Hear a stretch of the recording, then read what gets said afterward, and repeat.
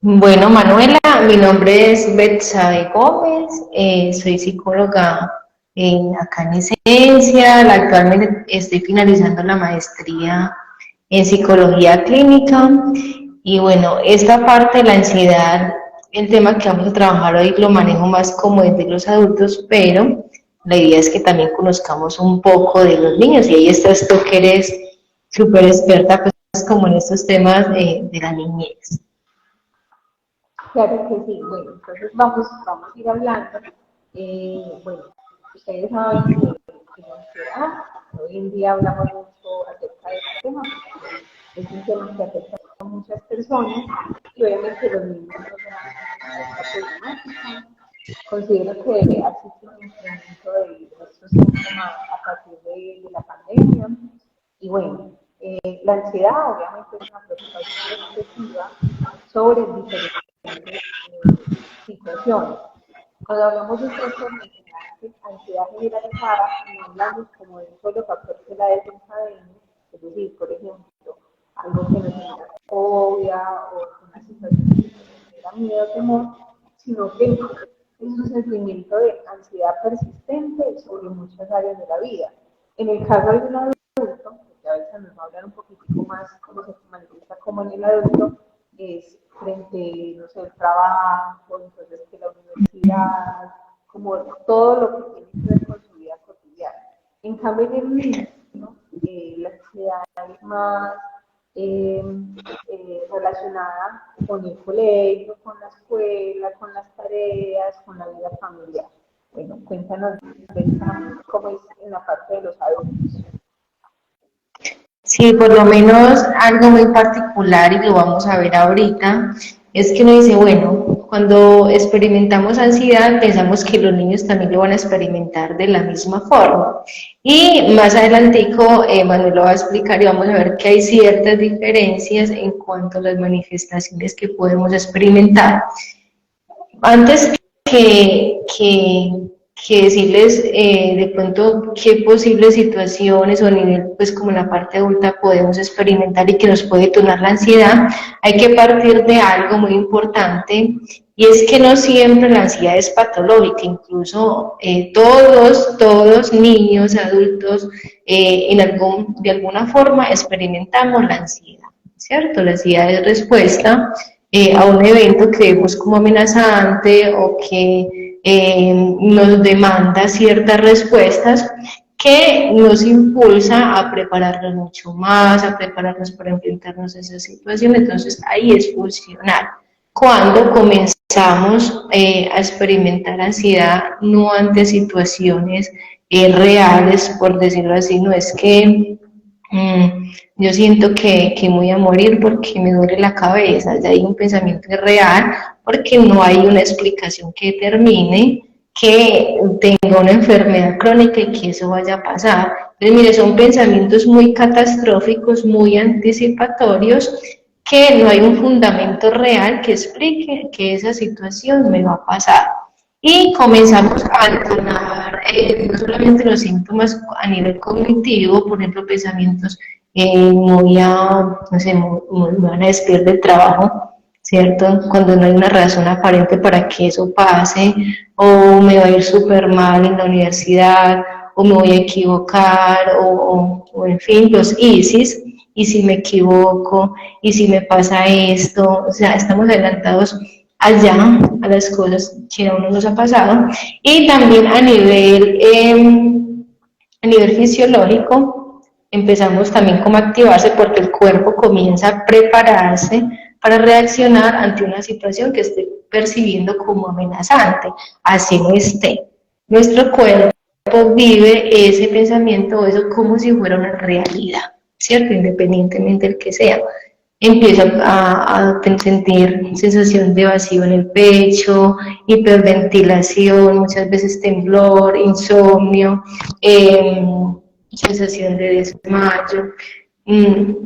Y a nivel conductual también podemos experimentar ciertas formas o estrategias de afrontamiento. La más frecuente es la evitación, ¿cierto? Entonces, ya ahí es donde empezamos a ver la disfuncionalidad. Tengo que exponer en la universidad o en el colegio. pero no, ya me enfermo, somaticé, ¿cierto? Ya, y si me equivoco, y si me quedo en blanco, y si me critican, entonces evito hacer muchas cosas, o en mi trabajo presentar una idea, evito hacer muchas cosas por temor a que eso tan terrible que yo me estoy imaginando me suceda. Entonces, ahí es donde empieza a crearme cierta dificultad. Y bueno, y existen varias formas. Hay unos que lo tienen, por ejemplo, ansiedad ante el trabajo, ansiedad de pronto a salir, a hacer sus, no sé, ante la valoración social, o estar en público, o salir, no sé, a una enfermedad, a un ataque de pánico, a muchas cosas podemos experimentar ansiedad. Y bueno, es importante si estamos atravesando por esto, aprender a identificar qué es lo que me está detonando esta ansiedad y si es funcional o no funciona. Es a modo general, ¿cierto? Es más básicamente como eso, pero bueno, ¿cómo será pues en los niños? ¿Será lo mismo? Exactamente, no, súper bien esa definición que tú haces, sí, es lo mismo, y yo les doy siempre como un ejemplo a los pacientes, sobre todo a los niños, también a los adultos, pero también mucho a los niños, y es, háganme cuenta que la ansiedad se siente como si yo supiera que, yo pensara que al lado de esta habitación hay un león.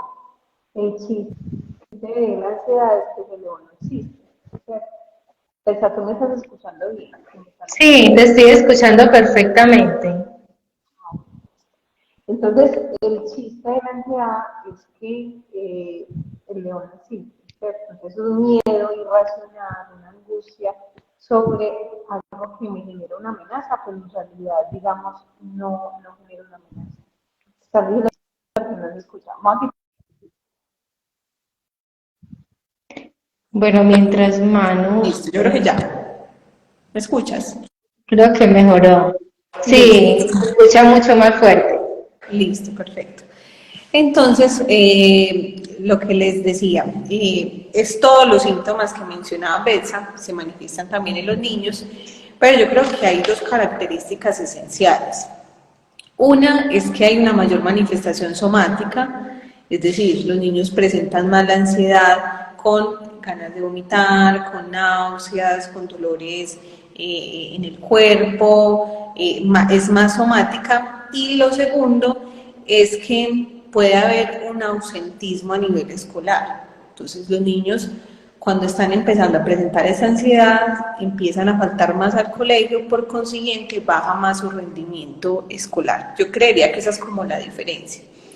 Y obviamente lo que lo desencadena está muy relacionado desde el ámbito escolar y también desde la misma educación de los padres. Sea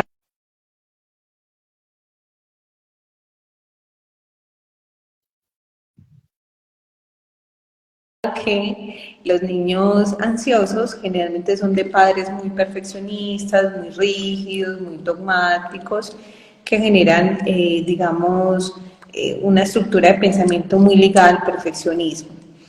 Y también, obviamente, hay muchos otros factores, por ejemplo, el tema de la validación social, el miedo a ser rechazados, a no ser validados socialmente, entonces generalmente son niños más bien tímidos, introvertidos, y el tema del rendimiento escolar. Así como para un adulto el tema laboral es tan importante, en el caso de un niño, el rendimiento escolar está muy ligado a esa parte emocional. Si no me va bien en el colegio, eso va a generar unos síntomas, ya sea ansiedad, o sea depresión u otros, y eso va a afectar, digamos, ese estado emocional y digamos, también ese rendimiento académico. Sería como lo principal. También tienen como algunas manifestaciones o unas distorsiones cognitivas más ligadas como al negativismo, a la catastrofización, entonces pueden catastrofizar lo que les va a suceder, hacer una anticipación del futuro de una forma precisamente catastrófica. Entonces, lo que decía Besa, entonces, y si expongo en el colegio y me va súper mal, y si pierdo una materia, no, yo me voy a bloquear, no me va a ir bien. Entonces, eso es como lo general. Bueno, no sé, Besa, si tengas alguna otra pregunta frente a esto que estamos hablando. No, Mira, me parece muy interesante lo que dices, porque si en el adulto se experimenta mucho como desde esa parte de las distorsiones cognitivas, desde esos pensamientos catastróficos, en los niños miramos que es mucho más desde lo somático. Entonces los padres, una vez se escuchan con los papás que no, es que todos los días amanece que le duele la barriguita, o que le duele la cabeza, entonces no hacer caso omiso a eso, sino que decir, bueno, ¿qué está pasando en el entorno o en ese contexto del niño, del baile, que está presentando como esta resistencia y esta ansiedad ante él? Porque muchas veces, pues no, es que tienes que ir, tú te estás haciendo, solamente es por llamar la atención y muchas veces dejamos de atender como la situación realmente que está detonando esto en el niño y poderle acompañar, porque experimentar la ansiedad no es fácil y más para los niños también lidiarlo no es fácil. Y también lo que decías de los padres ahorita, uno también vemos los padres que son muy sobreprotectores, ¿cierto?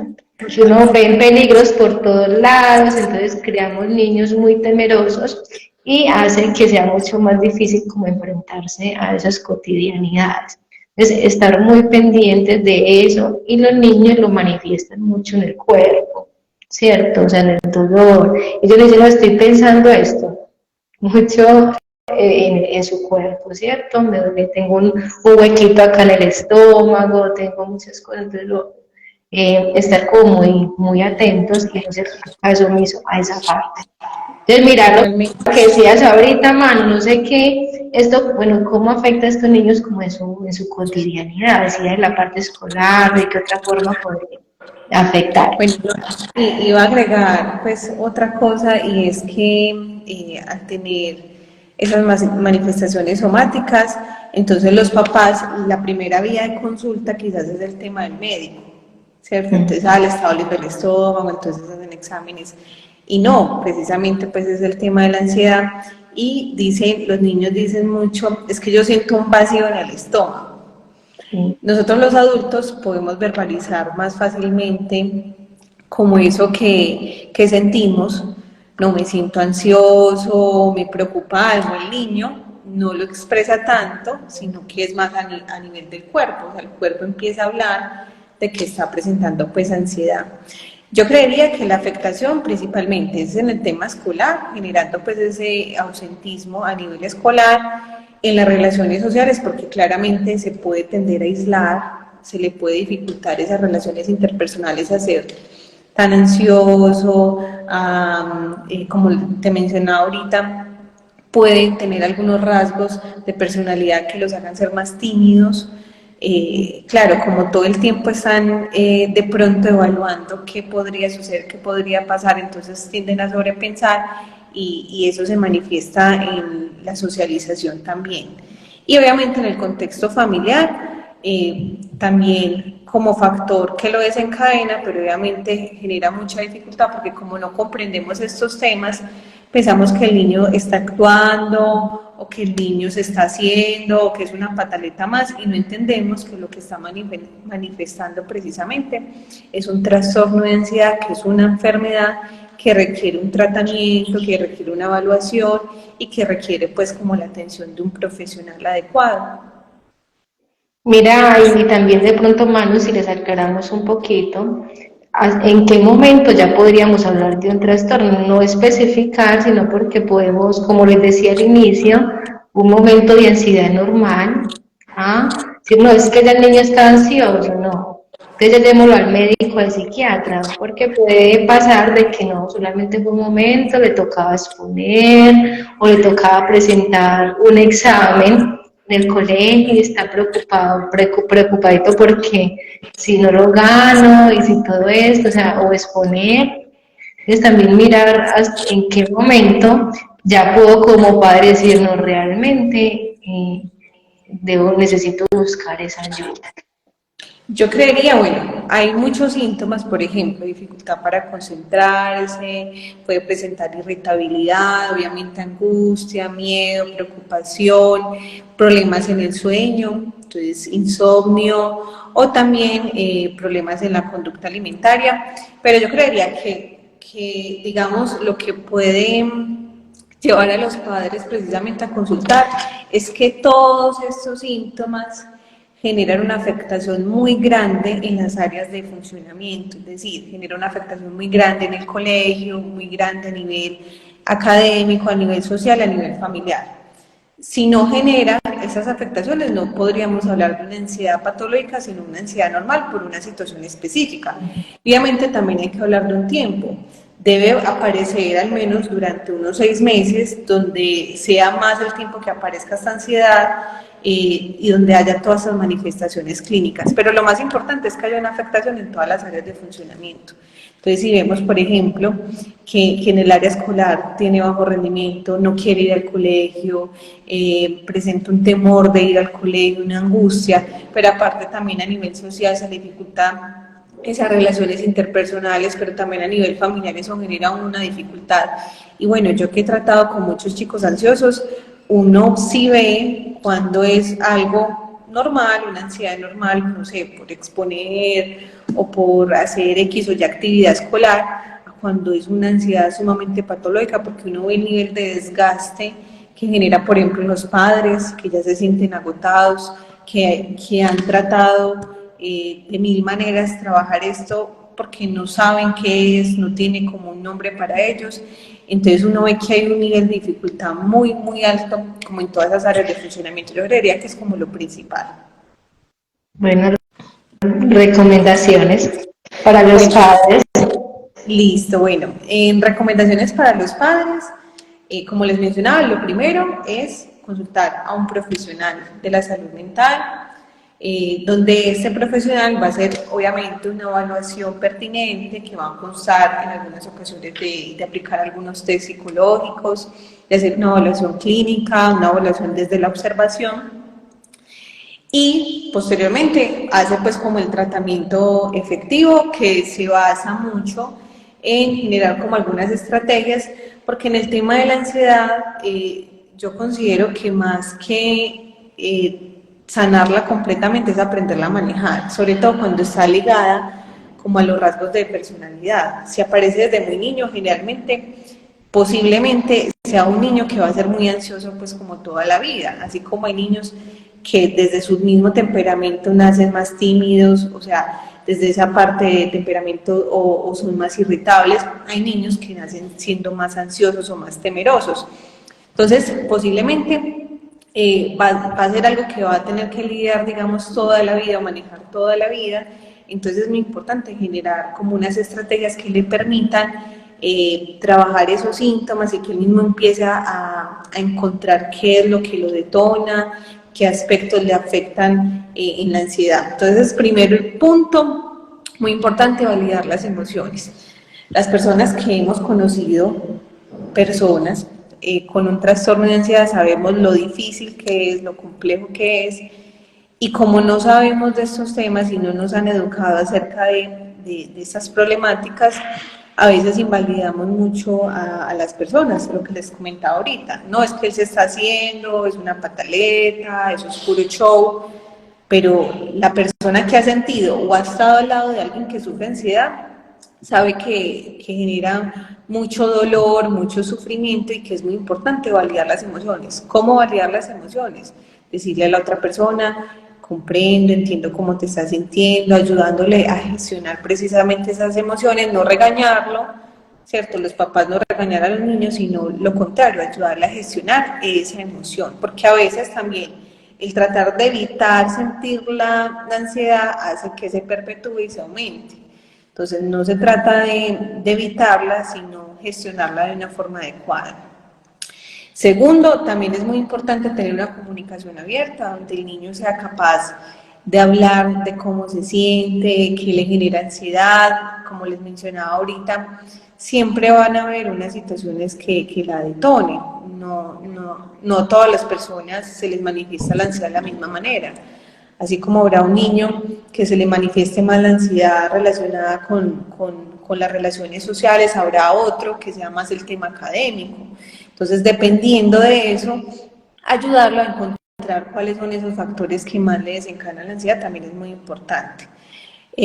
Otro aspecto que ayuda es enseñarle algunas técnicas de relajación, que eso se trabaja mucho desde la parte psicoterapéutica, donde psicoeducamos en técnicas de relajación y respiración, porque eso ayuda a manejar precisamente como la ansiedad, ¿cierto?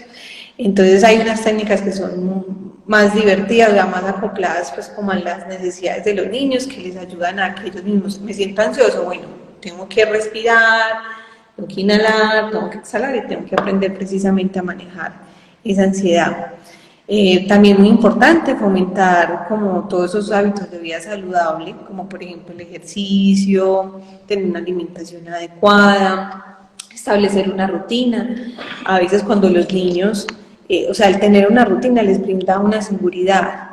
Entonces, como en estos días pues que lo estábamos comentando, muy importante que esa rutina sea flexible, ¿cierto? No se trata como generar unos patrones inflexibles, sino, es decir, por ejemplo, en la mañana hago esto y esta otra actividad, en la tarde hago esto y esto y otro, de modo que le ayuda al niño como a tener una gestión adecuada del tiempo, una concepción, digamos, del tiempo y le ayude en el orden y eso le brinda, digamos, estabilidad y seguridad.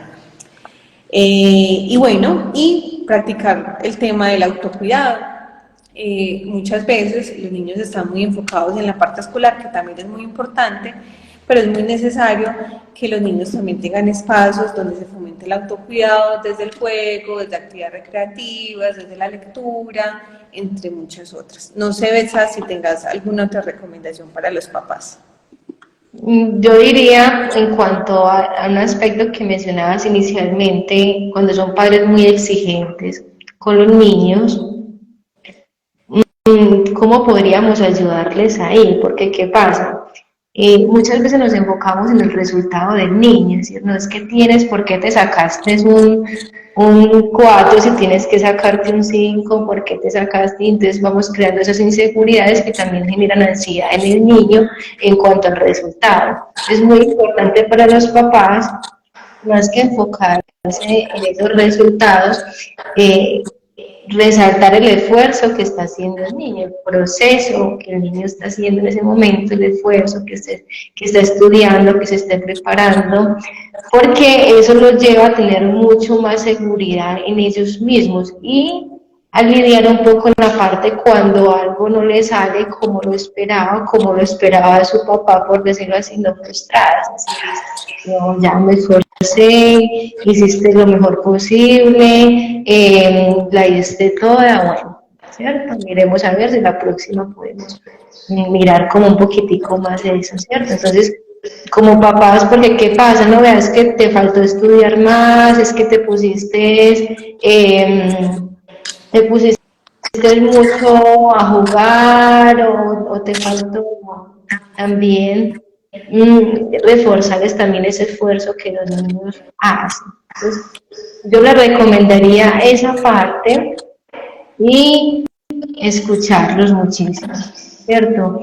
De qué estás sintiendo, cuénteme, a qué le temes, qué te pasa que hoy no quieres ir al colegio, te ha pasado algo allá, yo no te voy a regañar, y que ellos se sientan que no están solitos, que ellos puedan decir, no, yo lo expreso y ya podemos buscar soluciones en conjunto. Si es que les está pasando en el colegio algo con algún compañerito, en fin, podríamos también como papás y que ellos se sientan acompañados y buscar soluciones, no caer de pronto, que muchas veces pasa, que dicen, no, es que usted también tiene que ir a defenderse, es que usted deje de ser no sé qué, entonces que eso no va a ayudar al niño, ¿cierto? No lo va a ayudar, sino que poder acompañarlos, escucharlos, que ellos puedan expresar todos esos miedos, como decías ahorita. Sí, exactamente. Muy importante eso que dice Betsa, porque a veces padres muy ansiosos, muy perfeccionistas, generan también niños ansiosos y muy perfeccionistas, muy inflexibles.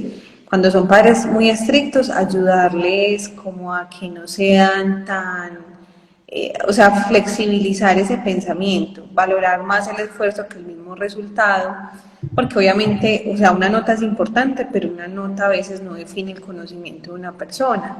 Y obviamente otro punto importante es que no todos somos buenos en todas las áreas. Habrá niños que se destaquen, no sé, más en la música, en la parte artística, y habrá otros que se destaquen más en las áreas de matemáticas, ¿cierto? Bueno, por acá hacía una pregunta que si el niño está comiendo mucho. Muchas veces los niños o las personas en general podemos utilizar como una estrategia como compensatoria de forma inadecuada para manejar la ansiedad. Entonces, lo que yo he visto, pueden empezar a comer mucho o pueden presentar también todo lo relacionado con cutting como una forma de gestionar esa ansiedad o comerse las uñas, entre muchas otras estrategias que son inadecuadas y son desadaptativas. Yo considero que en ese aspecto es muy importante, primero, hacer como todo lo demás, ¿cierto? Hacer todo ese proceso de técnicas de relajación, todo eso, todo lo que les habíamos como comentado ahorita, pero también en los momentos en que suceda esa conducta, que el niño comprenda que lo que está haciendo es por ansiedad y realice pues como una actividad de reemplazo o tenga una conducta de reemplazo o más adaptativa frente a esa conducta inadaptativa. Entonces, por ejemplo, estoy comiendo mucho, entonces, bueno, sé que me estoy sintiendo ansioso, entonces voy a hacer otra cosa, voy a ponerme a leer, ¿cierto? Eso serían técnicas de distracción. Entonces, me voy a poner a leer o voy a escuchar una canción que me gusta mucho, voy a prestarle mucha atención a esa canción o voy a hacer una técnica de relajación, de modo que no realice o siga realizando esa conducta que a final de cuentas va a seguir perpetuando más la ansiedad, porque obviamente eso no va a hacer que me sienta mejor, no me va a brindar bienestar, sino quizás va a generar culpa, ¿cierto? Y más malestar y va a exacerbar más los síntomas. Entonces, aparece una conducta desadaptativa, una conducta inadecuada, tratar de hacer una conducta más adaptativa que me ayude precisamente como en la gestión de esas emociones. Lo mismo con la otra pregunta que hacían, ¿cómo hacer si me como las uñas, morder las prendas? ¿Pueden ser síntomas de ansiedad? Sí. Y algo muy importante ahí, ya para en lo que dice en esta parte, si me como la ropa, muerde la ropa o las uñas, hay que también mirar que no solamente eso determina que hay un cuadro o hay un trastorno ansioso, ¿cierto? Tenemos que, obviamente hay un conjunto de síntomas que lo evalúa el profesional porque no podemos diagnosticar, el niño está comiendo mucho, entonces tiene un trastorno de ansiedad. Puede en el momento sentirse angustiado o ansioso por alguna situación, una ansiedad reactiva, algo, pero que diga no hay un trastorno de ansiedad porque el niño está comiendo mucho ya o porque se está mordiendo la prenda. Es un conjunto y que ese diagnóstico solamente lo hace el profesional que está capacitado para hacer la valoración y hacer pues como este diagnóstico. Total, muy importante, porque a veces coloquialmente utilizamos expresiones que son más desde el área de salud mental, es decir, por ejemplo, una persona es muy cambiante sus estados de ánimo, es que es muy bipolar, no, eso no es ser bipolar, es cambiante sus estados de ánimo. Pues podría ser, pero no siempre, la gran mayoría no. O también yo he escuchado mucho, es que es muy ansiosa porque come mucho, no necesariamente, o sea, hay que hacer una evaluación de todos los síntomas, podría ser una manifestación de ansiedad, pero no solo eso, tiene que ser acompañado de todos los demás, inclusive hay unos criterios diagnósticos que le guían al profesional o al clínico para saber si presenta o no la ansiedad. Bueno, Exa, muchas gracias por acompañarnos, muchas gracias a todos los que se conectaron, la grabación queda en la página de Esencias, recuerden seguirnos en nuestras redes sociales y bueno, si hay alguna persona con unas dudas específicas nos pueden contactar o si desean consultar, siempre estamos dispuestos a ayudarlos. Bueno, que estén muy bien, muchas gracias. Gracias, Manu. A ti, un abrazo. Chao.